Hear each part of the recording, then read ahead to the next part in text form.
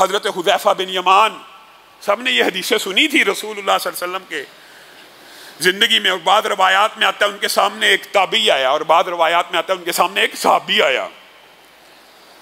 ایک شخص نے حذیفہ بن یمان کے سامنے نماز پڑھی، نماز کا سلام پھیر کے آیا، حذیفہ کو سلام کیا۔ حذیفہ نے کہا تو نے نماز نہیں پڑھی، تو نے نماز نہیں پڑھی۔ وہ تابعی یا صحابی تھے، انہوں نے کہا یہ آپ نے کتنا عجیب فتویٰ میرے پہ لگا دیا، میں نے نماز پڑھی ہے اور آپ کہہ رہے ہیں میں نے نماز نہیں پڑھی۔ کہا تو کتنی دیر سے ایسی نماز پڑھ رہا ہے؟ کہا 40 سال گزر چکے ہیں، یہی نماز پڑھتا ہوں۔ حذیفہ بن یمان نے کہا پھر میرا فتویٰ سن لے، یہ کسی مولوی کا فتویٰ نہیں ہے، صحابی رسول کا، رازدار پیغمبر کا فتویٰ ہے۔ 40 سال میں تو نے ایک بھی نماز کو نہیں پڑھا، ایک بھی نماز کو نہیں پڑھا۔ حذیفہ اس بندہ پریشان ہو گیا، میری نماز میں کیا حامی ہے؟ حضرت حذیفہ نے یہ سارا واقعہ سنایا اور کہا اعتدال کی سنت کو چھوڑتا ہے، تیز تیز پڑھتا ہے، کمر سیدھی نہیں ہوتی، سر اٹھا لیتا ہے۔ یہ 40 سال خلوص نیت سے نماز پڑھنے والا اگر ایک سنت کو چھوڑ کے پڑھ رہا ہے، حذیفہ بن یمان کہہ رہے ہیں تو نے 40 سال میں ایک بھی نہیں پڑھی، اور دوسری طرف آپ نے حدیث سنی ہے۔ سبحان اللہ۔ ایک عام بندہ بھی وضو کر کے کیسے جیسے رسول اللہ نے بنایا وضو ویسے وضو کرے اور مسجد میں آئے اور 2 رکعت نماز کو ادا کرے۔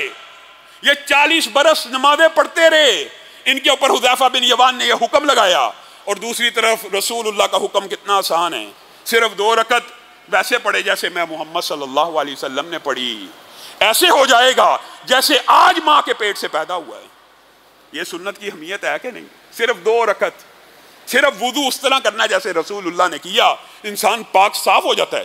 اس کا مطلب ہے اخلاص نیت کے ساتھ اطیعوا اللہ و اطیعوا الرسول، رسول اللہ کی اطاعت کے بغیر آپ جو جی چاہے سوچ لیں میں عمل صالح کر رہا ہوں، میں عمل نیک کر رہا ہوں، اخلاص نیت کی وجہ ہے قبول ہو جائے گا، نہیں ہوگا جب تک اس کے اوپر مہر نبوت موجود نہیں ہوگی۔ اور رسول اللہ صلی اللہ علیہ وسلم اپنی زندگی کے اندر، یہ صرف مساق مدینہ کی بات نہیں ہے، جن چیزوں پہ ناراض ہوئے ہیں، آپ نے یہ کبھی غور کیا رسول اللہ صلی اللہ علیہ وسلم نے کی زندگی میں ناراضگی کے یا غصے کے کتنے کم واقعات ہیں، لیکن جب بھی ہوئے ہیں اسی سنت کو چھوڑنے کی وجہ سے اور اسی اطاعت اور پیروی میں ہلکی پھلکی تبدیلی کی وجہ سے ناراض ہوئے ہیں، ورنہ نہیں ہوئے۔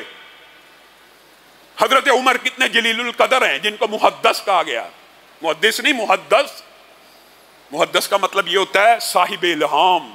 رسول اللہ صلی اللہ علیہ وسلم نے کہا سابقہ امتوں میں نبیوں کے بعد بھی کچھ لوگ ایسے ہوا کرتے ہیں جن کا ویژن اتنا کلیئر ہوتا تھا کہ جو بات کہتے تھے وہ ہو جاتی تھی۔ اگر میری امت میں کوئی ایسا ہے تو عمر ہیں، جو بات کہتے ہیں اللہ آیتیں بن کے نازل کروا دیتا ہے، آیتیں بنا کے نازل کر دیتا ہے۔ یہ عمر ایک مرتبہ تورات کا ایک صفحہ لے کے رسول اللہ صلی اللہ علیہ وسلم کی بارگاہ میں حاضر ہو گئے۔ حضرت ابو بکر اب دیکھ رہے ہیں کہ رسول اللہ صلی اللہ علیہ وسلم کے چہرے کا رنگ بدل رہا ہے۔ اللہ کے رسول، یہ تورات کا، یہ اللہ کی کتاب کا ایک ٹکڑا میں لے کے آیا ہوں، اس میں یہ لکھا ہے، یہ لکھا ہے، یہ لکھا ہے، یہاں تک کہ رسول اللہ صلی اللہ علیہ وسلم کی پیشانی پوری کی پوری سلوٹوں سے بھر گئی، آپ کے چہرے پہ غصے کے آثار نظر آنے لگے۔ ابو بکر کہنے لگے عمر تیری ماں تجھے گم پائے، تو رسول اللہ کے چہرے کی طرف نہیں دیکھتا، صرف چہرے سے پتہ چل جاتا تھا رسول اللہ ناراض ہیں یا خوش ہیں۔ جیسے ہی عمر کی نظر رسول اللہ کے چہرے پر پڑی ڈر گئے، کہا معاذ اللہ، میں نے رسول اللہ کو پریشان کر دیا، میں نے رسول اللہ کو پریشان کر دیا۔ رسول اللہ صلی اللہ علیہ وسلم نے جواب میں کیا کہا؟ لو بدا لکم موسیٰ، اگر موسیٰ بھی آ جائیں، اگر موسیٰ بھی آ جائیں، فاتبعتموہ وترکتمونی لظللتم عن سواء السبیل، اور اگر تم ان کی پیروی کرنا شروع کر دو، اگر موسیٰ بھی آ جائیں اور تم ان کی پیروی کرنا شروع کر دو اور مجھے چھوڑ دو، تم سیدھے راستے سے بھٹک گئے ہو۔ لو کان حیا وادرک نبوتی لاتبعنی، اگر وہ موسیٰ زندہ بھی ہو، یہاں اس حدیث سے بھی دیکھیں اللہ کے رسول کے الفاظ کتنے جامع ہوتے ہیں، بہت سے مسئلے نکلتے ہیں۔ اگر موسیٰ زندہ بھی ہوں اور زندہ بھی ہوتے اور میری نبوت کو پا لیتے تو کوئی چارہ نہیں تھا، میری پیروی کے بغیر ان کی نبوت نہیں تھی چل سکتی۔ اب اس حدیث کے اندر رسول اللہ صلی اللہ علیہ وسلم بتائیے عمر کو کس چیز کا درس دے رہے ہیں؟ تورات لے کے آ رہے ہیں اور رسول اللہ صلی اللہ علیہ وسلم عام فہم الفاظ میں کیا کہہ رہے ہیں؟ اگر میرے ہوتے ہوئے تم موسیٰ کی پیروی بھی کرو گے تو تم راہ راست سے بھٹک جاؤ گے. اگر موسیٰ زندہ ہو کے بھی آ جائیں تو ان کے اوپر بھی یہ فرض ہوگا وہ میری نبوت کو مانے اور میری پیروی کریں. آج کل بعض نام نہاد اسکالرز آف ڈالرز یہ سمجھتے ہیں آج بھی جو موسیٰ کی صحیح پیروی کرنے والے ہیں معاذ اللہ نبی کے بعد بھی جنت میں چلے جائیں گے. ان الدین عند اللہ الاسلام، رسول اللہ کے بعد دین اللہ کو صرف اسلام قبول ہے. جب تک رسول اللہ کی رسالت کا اقرار نہیں ہوگا رسول اللہ کے بعد کوئی جنت میں نہیں جا سکتا. یہ اللہ کا کلیہ ہے.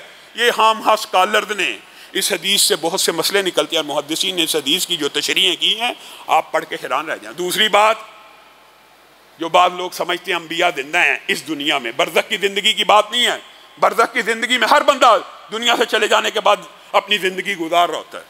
یہاں پہ اللہ کے رسول لو کان حیا اس حدیث میں صاف کہہ رہے ہیں کہ موسیٰ زندہ نہیں ہے، اور اگر زندہ ہوتے اور آ جاتے میری نبوت کو پاتے میری پیروی کے بغیر کوئی چارہ کار نہیں تھا.